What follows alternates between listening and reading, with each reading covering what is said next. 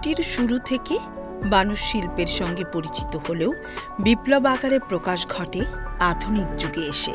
প্রকৃতপক্ষে কৃষি বিপ্লব ঘটার পরে মানুষের জীবন জীবিকায় আধুনিকতার ছোঁয়া লাগে, আর এই আধুনিকতা নগর সভ্যতাকে প্রতিযোগিতার সাথে দাঁড় করায়।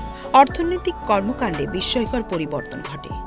1500 ও 1600 শতাব্দীতে সমুদ্র যাত্রা বিশ্বব্যাপী বাণিজ্যের দ্বার খুলে দেয়।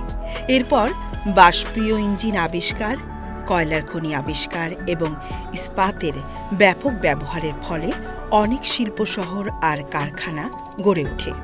ধারণা করা হয় ইংল্যান্ডে প্রথম শিল্প বিপ্লব সাধিত হয়।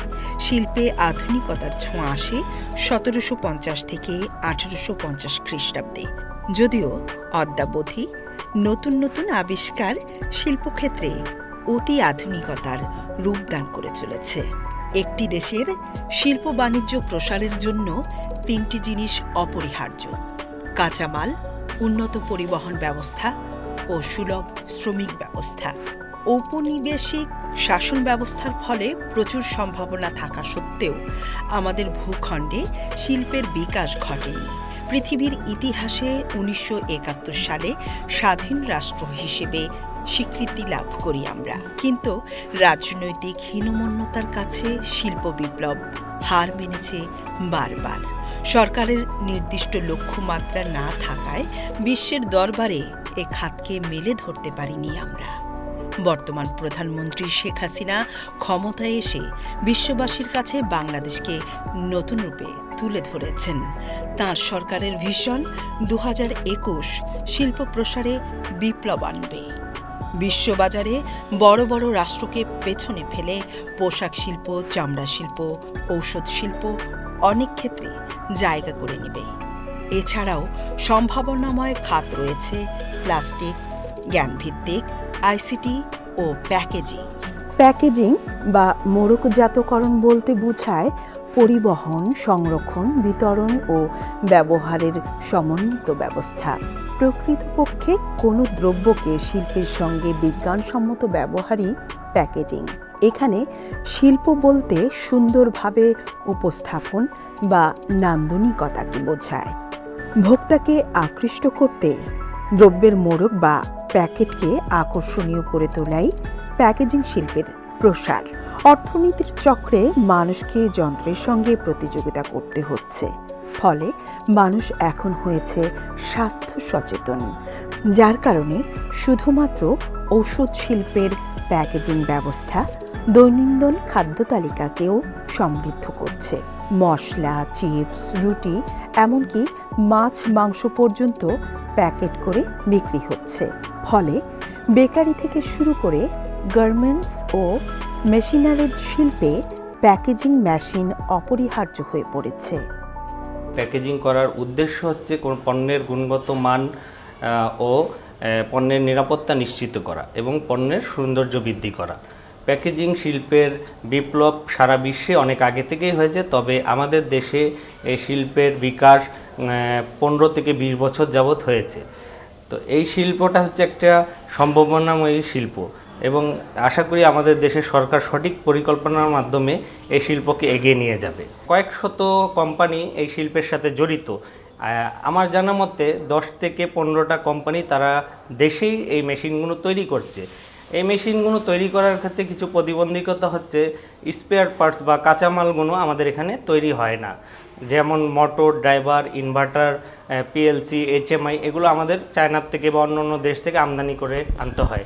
সেই ক্ষেত্রে যদি আমাদের দেশে এই জাতীয় পণ্যগুলো আমরা কাঁচামালগুলো আমাদের দেশেই তৈরি করা সম্ভব হতো, মেশিনের দাম সেই ক্ষেত্রে অনেক অংশে কমে যেত এবং প্রত্যেকটি জেলা উপজেলার মধ্যে আমরা এই মেশিন পৌঁছে দিতে পারতাম। এই শিল্পের মাধ্যমে অনেক কর্মসংস্থান হচ্ছে এবং ভবিষ্যতে হওয়ার সম্ভাবনাও আছে। তাই এই শিল্প বিকাশ যত হবে তত বেকারত্ব দূর হবে এবং আমরা এই রপ্তানি করে মেশিনগুলো বিদেশ থেকে বৈদেশিক মুদ্রা অর্জন করতে পারবো। আর এই প্যাকেজিং মেশিনারিজের চাহিদা বেড়ে চলেছে দিনে দিনে। এই চাহিদা মেটাতে উদ্যোক্তা বিদেশ থেকে আমদানি করছেন প্যাকেজিং মেশিন, কিন্তু দুঃখজনক হলেও সত্য, আমাদের দেশেই তৈরি হচ্ছে বিশ্বমানের প্যাকেজিং মেশিন। কিন্তু বিদেশি নির্ভরতা এখনও রয়ে গেছে।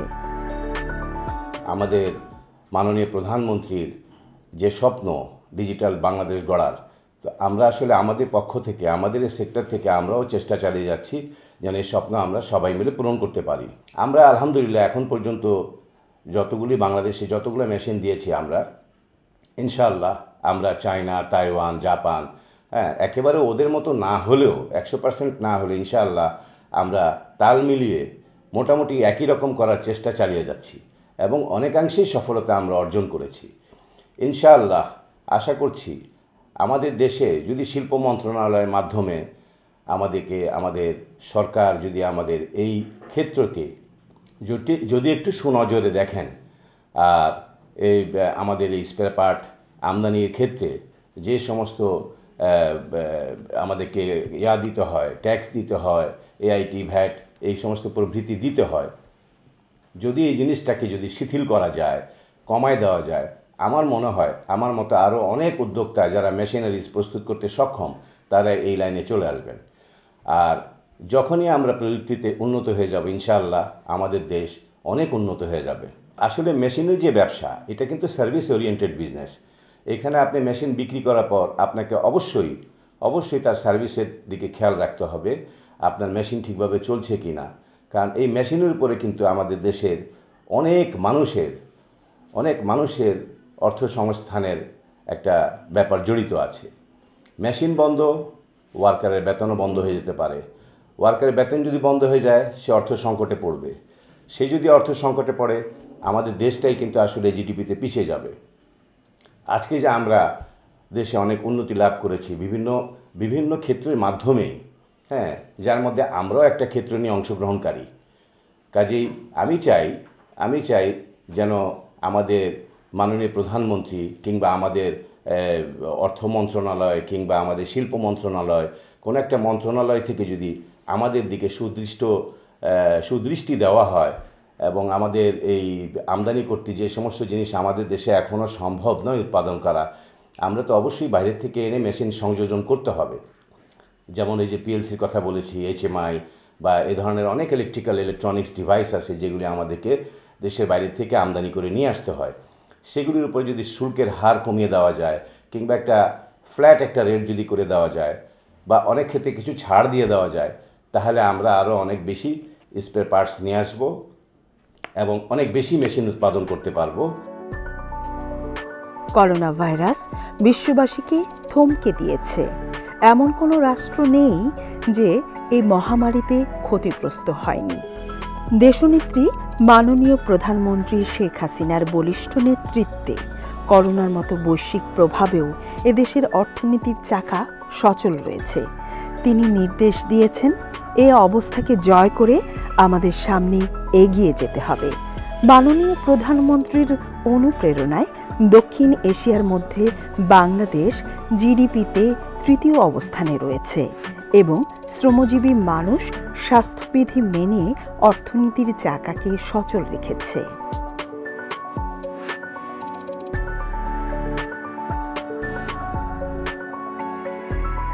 আমার নাম মোহাম্মদ আল হোসেন, আমার বয়স 22 বছর। আমি ইউনিক প্যাকেজিংয়ে 4 বছর ধরে কাজ করতে আছি। আমি মোহাম্মদ আলাউদ্দিন, আমি ইউনিক প্যাকেজিংয়ে দীর্ঘ 6 বছর যাবৎ এখানে আছি। তো লেদ মেশিনে বিভিন্ন ইউনিক প্যাকেজিং মেশিনের বিভিন্ন ধরনের স্পেয়ার পার্টস তৈরি করে থাকি। আমি এখন যে পার্টসটা তৈরি করতেছি এটা আমাদের সেন্টার সিট মেশিনের সোডো প্যাকেজিং মেশিনের একটা পার্টস। আমাদের সোডো প্যাকেজিং মেশিন তৈরি করতে দীর্ঘ 8 থেকে 10 দিন লাগে, আর বড় মেশিনগুলো আমাদের তৈরি করতে 20 থেকে 25 দিন লাগে। এবং আমাদের এখন এই মুহূর্তে করোনা ভাইরাসের কারণে কিছুদিন যাবৎ কাজ কম ছিল, এখন আস্তে আস্তে আমাদের কাজের চাহিদা বাড়ছে। আমরা এখন কাজে আবার আগের মতো সচ্ছল হতেছি। বর্তমানে আমাদের দেশে প্যাকেজিং মেশিন চীন থেকে আমদানি করা হয় বেশি। একটি মেশিন বিদেশ থেকে আমদানি করতে কমপক্ষে 1.5 থেকে 2 মাস সময় লাগে। আবার কোনো কারণে যান্ত্রিক ত্রুটি দেখা দিলে আমদানিকৃত দেশ থেকে বিশেষজ্ঞ এনে না সারানো পর্যন্ত উৎপাদন কাজ বন্ধ থাকে। অথচ আমাদের দেশে 1.5 থেকে 2 সপ্তাহের মধ্যেই আন্তর্জাতিক মানের সমমূল্যের মেশিন তৈরি হচ্ছে। আর যান্ত্রিক ত্রুটি সারানোর জন্য বিশেষজ্ঞ হাত বাড়ালেই পাওয়া যাচ্ছে। অথচ শুধু প্রচারের অভাবে প্রসার পাচ্ছে না এ খাত। তবে এই শিল্পের কাঁচামাল বিদেশ থেকে আমদানি করতে হয়। শুধুমাত্র উদ্যোক্তার অভাবে সম্ভাবনা থাকতেও কাঁচামাল আমদানি করতে হচ্ছে। আমরা আজকে গ্লোবাল ভিলেজে পৌঁছে গেছি। সারা পৃথিবী আজকে সমস্ত প্যাকেটজাত পণ্যগুলো যেভাবে মার্কেটিং করছে বা যেভাবে চলছে, আমরাও পিছিয়ে থাকবো না। ইনশাল্লাহ আমরাও আস্তে আস্তে গ্লোবাল ভিলেজে পৌঁছে যাব। এবং ফুড প্রোডাক্ট একটা স্বাস্থ্যকর জিনিস। এই ফুড প্রোডাক্টগুলোকে সুন্দরভাবে প্রেজেন্টেশন করা বা উপস্থাপন করা বা ভোক্তার দ্বার গোড়ায় পৌঁছায় দেয়া, এটা আমাদের সত্যি একটা নৈতিক দায়িত্বের মধ্যে পড়ে। অতএব এই প্যাকেটজাত পণ্যগুলোকে সুন্দরভাবে আমরা যদি সাধারণ ভোক্তার কাছে পৌঁছে দিতে পারি, তাহলে আমরা অনেকাংশে উন্নতি করতে পারবো। আজকে গার্মেন্ট শিল্প যেভাবে গুটি গুটি পায়ে আজকে পৃথিবী বিখ্যাত হয়েছে, সেরকম প্যাকেজিং শিল্পকেও আমরা অনেক দূর নিয়ে যেতে পারি। তাই প্যাকেজিং শিল্পকে সরকারের কিছু সাহায্য সহযোগিতা করা খুবই প্রয়োজন। কারণ এই শিল্পের যে কাঁচামালগুলো রয়েছে এটা খুবই মূল্যবান এবং এগুলো সব কিছুই বিদেশ থেকে আমদানি করতে হয়। তা আমরা এইগুলো আমদানি নির্ভর না করে যদি দেশেই আমরা উৎপাদন করতে পারি এবং সস্তায় আমরা এই পণ্যগুলো যদি এখানে তৈরি করতে পারি, তাহলে সরকারের অনেক বৈদেশিক মুদ্রা খরচ কমে যাবে এবং আমরা এখান থেকে অনেক বেশি এক্সপোর্ট করে রপ্তানি করে আমরা হয়তো প্রচুর বৈদেশিক মুদ্রা আমরা এখানে আমদানি করতে পারি। এতে কি হবে? দেশ স্বনির্ভর হবে। সাধারণ মানুষ কাজের যে ক্ষেত্র তৈরি হবে সেই ক্ষেত্র প্রস্তুত হবে। শুধু গার্মেন্টসের উপর প্রেশার কমে যাবে, অন্যান্য সেক্টরগুলো ডেভেলপ হয়ে যাবে। ফুড প্রোডাক্ট এমন একটা জিনিস যে মানুষের আজীবন দরকার হয়। এটা এমন এক হ্যাবিচুয়েট ব্যাপার যে খাবার না খাইলে মানুষ বাঁচে না। অতএব আমাদেরকে এই খাবারের জন্য আমরা যদি সুন্দরভাবে এই প্যাকেজিং সেক্টরটাকে ডেভেলপ করতে চাই, এই প্যাকেজিং সেক্টরটাকে আমরা আরও উন্নয়নের দ্বার প্রান্তে নিয়ে যেতে চাই, তাহলে আমাদের এই মেটালাইজ ফয়েল, তারপরে এই মেশিনের যেসব কাঁচামাল, সেই সব জিনিস মোটর বা অন্যান্য শিট যা যা প্রয়োজন, এই সমস্তগুলো যদি সহজলভ্য হয়, এইগুলোতে যে গভর্নমেন্টের ট্যারিফ আছে সেই ট্যারিফগুলো যদি কমায় দেওয়া হয়, তাহলে হয়তো খুব সহজেই আমরা চায়না, ইন্ডিয়া বা পৃথিবীর যে কোনো দেশের সাথে প্রতিযোগিতা করে খুব ভালো মেশিন আমরা এখানে তৈরি করতে সক্ষম হব। এ থেকে আমাদের দেশে কিছু স্কিল ওয়ার্কার তৈরি হবে, যারা কিনা আমাদের দেশে কর্মসংস্থানের সুযোগ পাবে এবং আমরা এই মেশিন ইচ্ছা করলে আমরা বিদেশেও রপ্তানি করব এবং বিদেশে রপ্তানি করলেও হয়তো আমাদের অনেক বৈদেশিক মুদ্রা অর্জন হবে। পুঁজি স্বল্পতা এবং সরকারি পৃষ্ঠপোষকতার অভাবেও এই শিল্প উন্নয়নের দিকে এগিয়ে যেতে পারছে না। তাই সঠিকভাবে মার্কেটিং করতে পারলে খুব দ্রুতই সম্ভাবনার খাত দেশীয় অভাব পূরণ করে রপ্তানি বাণিজ্যে পরিগণিত হবে।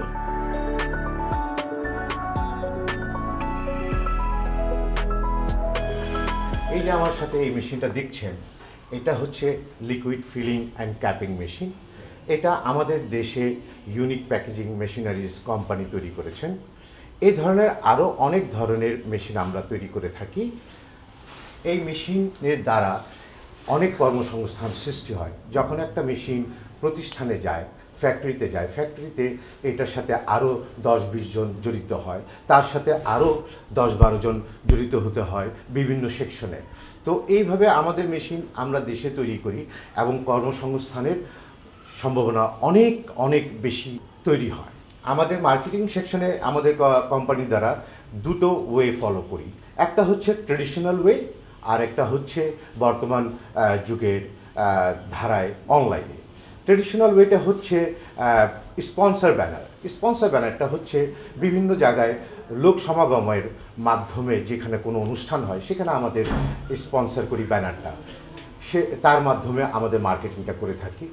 আমরা প্রিন্ট মিডিয়ার মাধ্যমে মার্কেটিং করে থাকি, বিভিন্ন নিউজ পেপারের মাধ্যমে মানুষকে জানাই যে আমরা বিভিন্ন ধরনের দেশি তৈরি হচ্ছে, হ্যাঁ, বিদেশি মেশিনের চাইতে কোনো অংশে কম না, কারণ আমরা বিদেশি মেশিনের স্ট্যান্ডার্ড ফলো করেই মেশিন তৈরি করছি এবং ম্যাক্সিমাম কম্পোনেন্টগুলি আমাদের দেশে তৈরি হয় না, এই কম্পোনেন্টগুলি বাইরেরই। তো আমরা এখানে যে টেকনোলজিগুলি ইউজ করি সেটা বাইরের স্ট্যান্ডার্ড অনুযায়ী তৈরি করা হয় এবং পারফরমেন্স অত্যন্ত ভালো।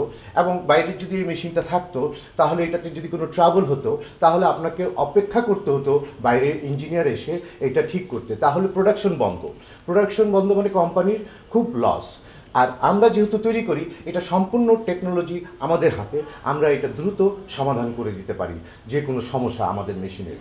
তো এই হিসাবে আমি মার্কেটিং সেকশনটা দেখছি, আমি স্পন্সর ব্যানারের মাধ্যমে মার্কেটিং করে থাকি, প্রিন্ট ইন্ডিয়ার মাধ্যমে মার্কেটিং করে থাকি এবং অনেক ফেয়ার হয় বাংলাদেশে মেশিনারিজের, সেই মেশিনারিজের ফেয়ারগুলিতে আমরা পার্টিসিপেট করে থাকি। সেই পার্টিসিপেটে আমাদের মেশিন, নিজস্ব তৈরি মেশিন আমরা জনসমক্ষে তার গুণাবলী এবং বৈশিষ্ট্যগুলি তুলে ধরি এবং অনেকেই আগ্রহ হয়ে দেশি জিনিস, তৈরি জিনিস তারা ইউজ করতে পছন্দ করে। তো সবাই যদি এইভাবে দেশের প্রতি যদি ভালোবাসা সৃষ্টি করে তাহলে আমরা এটাতে অনেক দূর এগিয়ে যেতে পারবো এবং অনেক কর্মসংস্থানের জায়গা তৈরি হবে।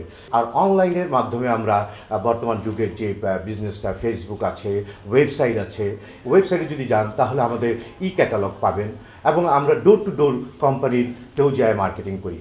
ডোর টু ডোর কোম্পানিতে এত বড় মেশিন নেওয়া সম্ভব না, তার জন্য আমরা এরকম একটা কোম্পানির ক্যাটালগ আছে যার মধ্যে বেসিক ইনফরমেশন অ্যাবাউট দ্য মেশিনের দেওয়া থাকে।